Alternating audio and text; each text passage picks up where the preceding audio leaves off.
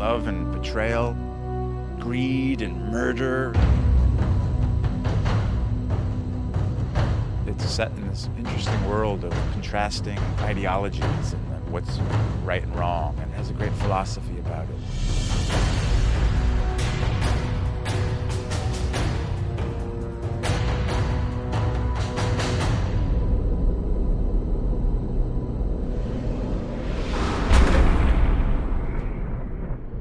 Game of Thrones is about power struggles in a fantasy kingdom called Westeros, and it's about a struggle for the Iron Throne, which is the seat of power in this kingdom. There's a war coming, Ned. I don't know when, I don't know who we'll be fighting, but it's coming.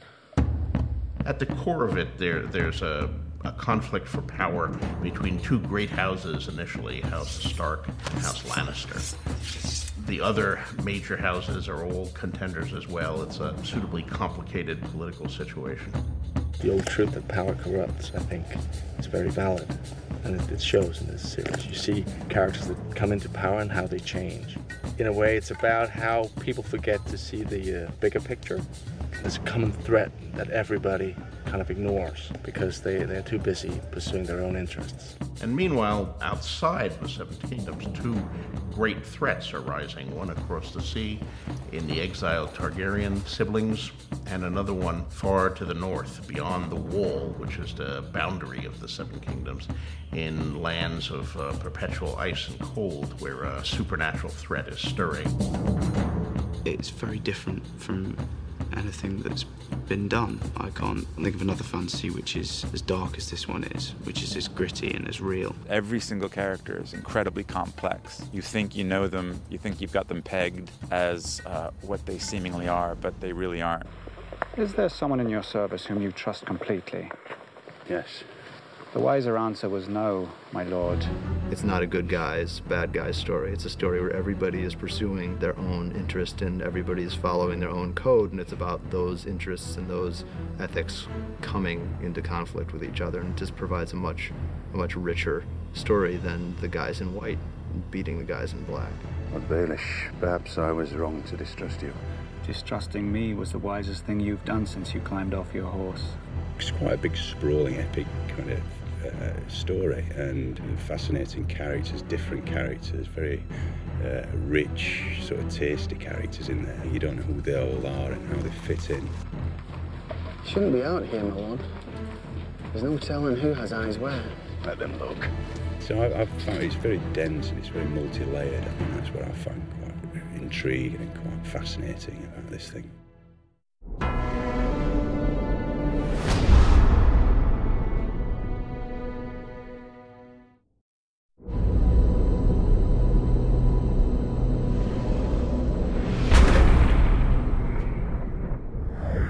Ned Stark is the center of the series. He's very realistic, quite a pragmatic character. This is fine work. It's not for sale. His lordship wants the helmet. I made it for me. Forgive him, my lord. There's nothing to forgive. He's principled, he has values, and above all, he's very loyal, you know, and that's something that he demonstrates on many occasions. You helped me win the Iron Throne, now help me keep the thing. We were meant to rule together.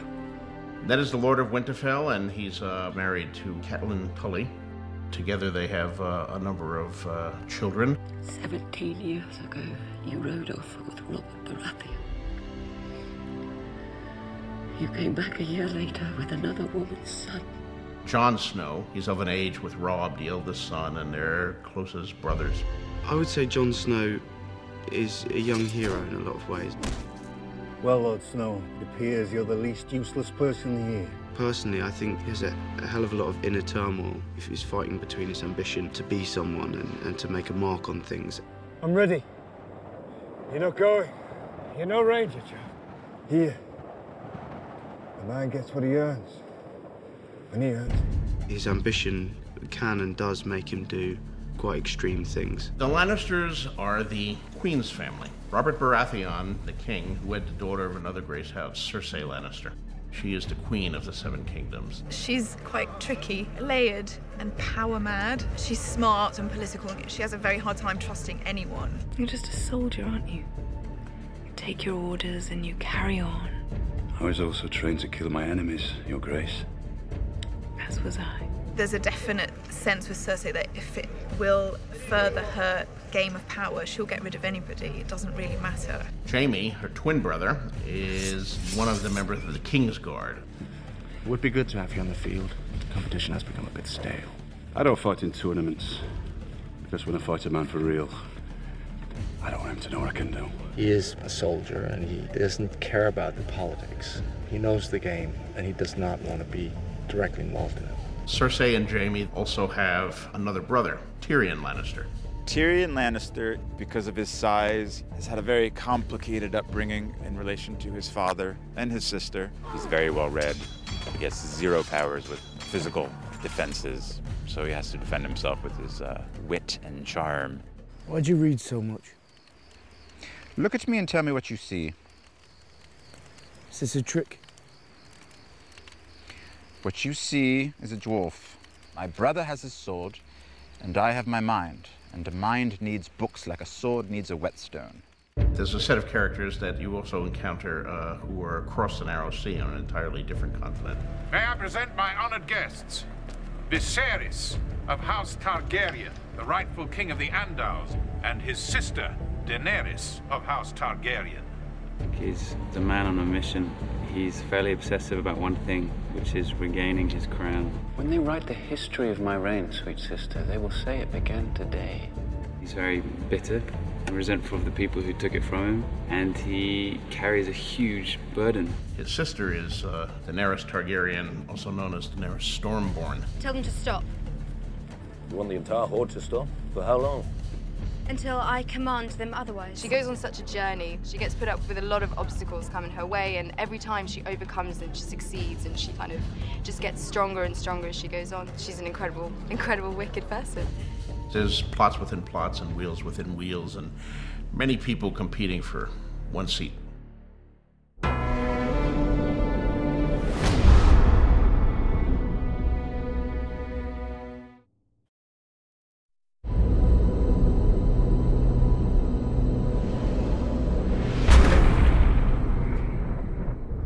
Going into this, it's always been something very important to us, that things never look fake. For us, it's more about creating this world and making it an authentic and believable world, but it's not our world. We were lucky enough to have the help of a tremendously gifted art department.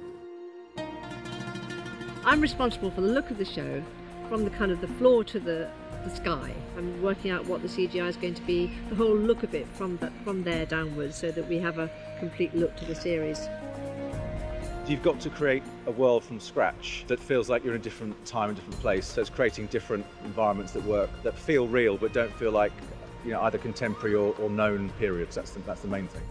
The biggest challenges have been, I guess, the scale of the event. We've created very high standards for ourselves. It's a lot of bits to this, and it just has been a lot of stuff to pull together. Gemma Jackson really ranged far and wide to find the artistic resources and the stylistic resources to give us a world we haven't seen before. There's an Arctic wasteland, which is very far north, and you go all the way to a more desert wilderness and everything in between. Our brief was to try to combine interesting visual elements from a lot of different societies and periods. So we spent a lot of time researching medieval Europe. We looked at Oriental influences, we looked at Asian influences, we looked at the subcontinent, we looked at African influences. We tried to find references from a lot of different civilizations in different times and combine them. You try and create a world that's based in real physics, even if it's fantasy. There has to be a reality to it, or it will just look like a set. So you're always trying to think, right, how would these people live? What would they need? Why would they put things where they do? How would it be? I think the approach we want to take is that, yes, it is fantasy, but it's very grounded in reality. And I think we want to make it as real as possible. And that's the same approach we're taking with absolutely everything. And I think as the series goes on, you'll see the great difference between the four worlds in which the series inhabits. So it's very important that it have a completely different look and that the light be different and topography.